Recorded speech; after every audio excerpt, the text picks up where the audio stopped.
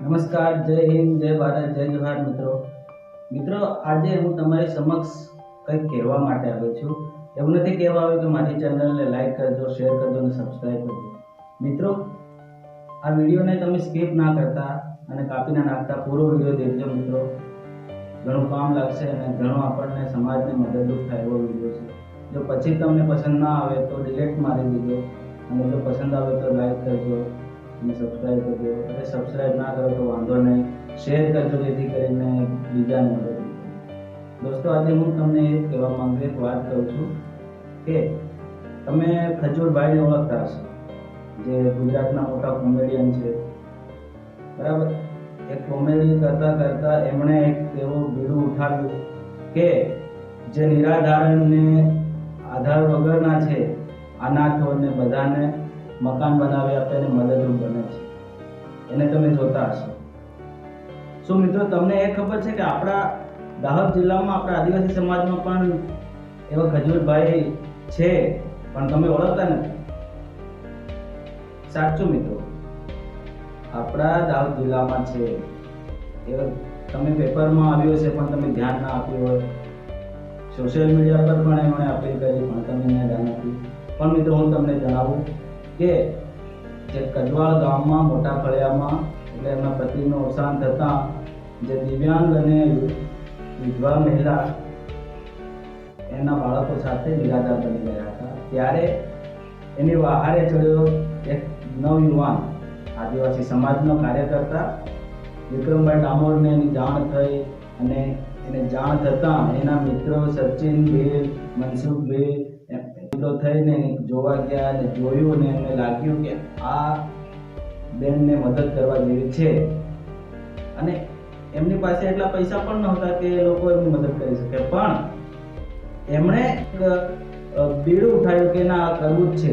તો એમણે શું કર્યું કે એમણે એમના ફોટા અને વિડીયો બનાવીને સોશિયલ મીડિયાની અંદર પોસ્ટ કરી, વોટ્સઅપમાં અને બધે પોસ્ટ કરી અને એ વાયરલ થયા. વાયરલ થતા પછી એમણે અપીલ કરી કે આ બેન પરિવાર આવા દુઃખમાંથી છે, એનું ઘર બનાવવાનું છે, જે કોઈ મદદ કરવી કરો.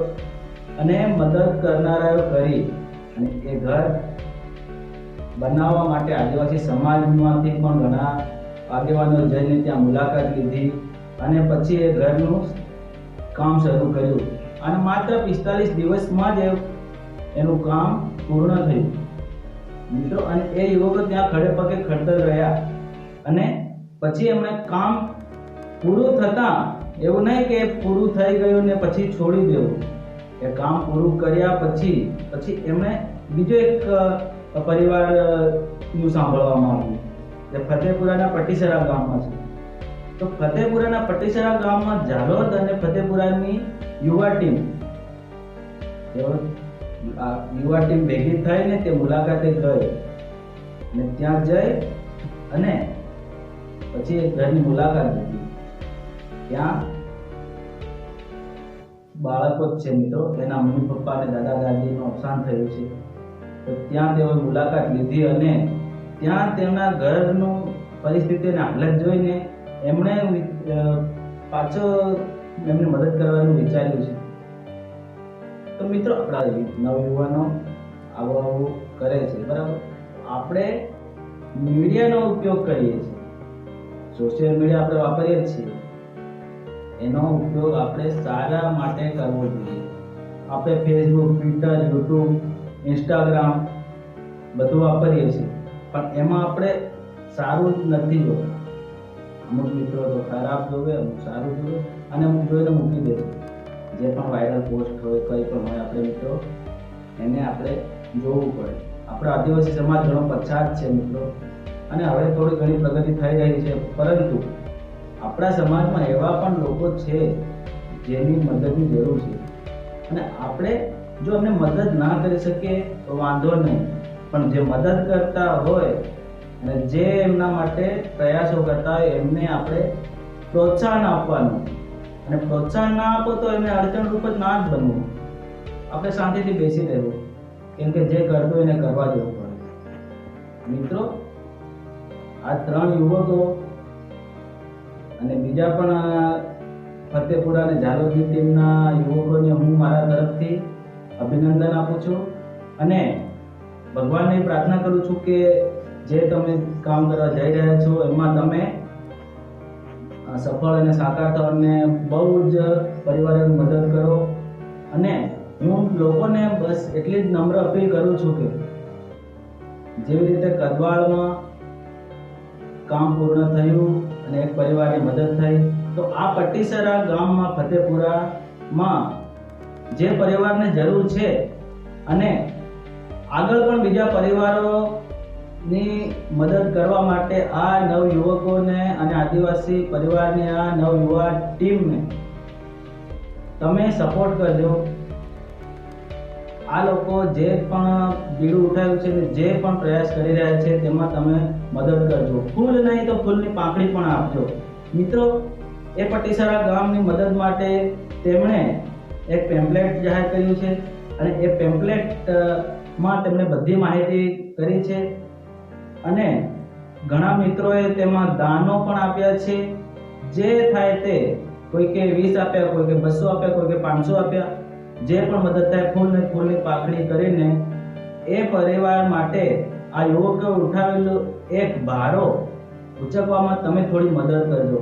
અને જે મિત્રોને એવું લાગે કે હું પૈસા ના આપું, હું ઈંટ આપું, સિમેન્ટ આપું, રેતી આપું, કપચી આપું, કંઈ પણ આપું, તો તમે તે પણ કરી શકો છો, બરાબર. અને તમે કંઈ પણ રીતે ફૂલની પાંખડીની મદદ કરજો. પછી એટલી જ અપીલ કરવા માટે હું તમારી સમક્ષ આવ્યો છું મિત્રો. હવે પછી તમારી રજા લઉં છું મિત્રો. અને આ પરિવાર અને આ નવયુવકોને મદદ કરે છે.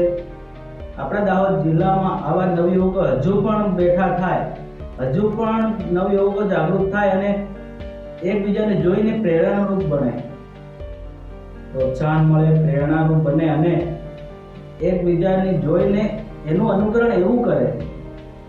કોઈ હીરો હિરોઈનને જોઈને એનું અનુકરણ નહીં કરવાનું, કોઈ સારા રોલ મોડલ બનાવો કે જે કોઈની મદદ કરતો હોય, સમાજ સેવક હોય એમની.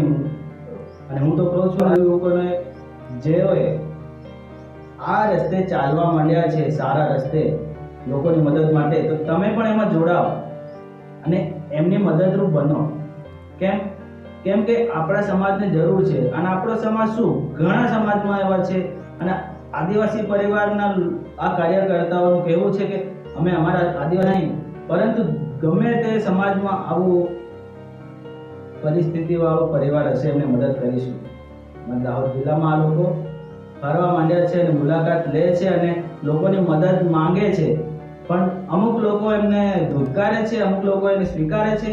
પણ મિત્રો, હાથ જોડીને વિનંતી કરું છું કે આ છોકરાઓએ, આ નવયુવકોએ જે કંઈ બીડું ઉપાડ્યું છે એને તમે મદદરૂપ બનજો. અને મદદરૂપ ના બનો તો કઈને પણ અડચણરૂપ ના બનો. બસ આટલું મારું કહેવું છે. કંઈ પણ બોલવામાં ભૂલચૂક થઈ હોય તો માફ કરજો અને આ યુવકોને પ્લીઝ સપોર્ટ કરજો.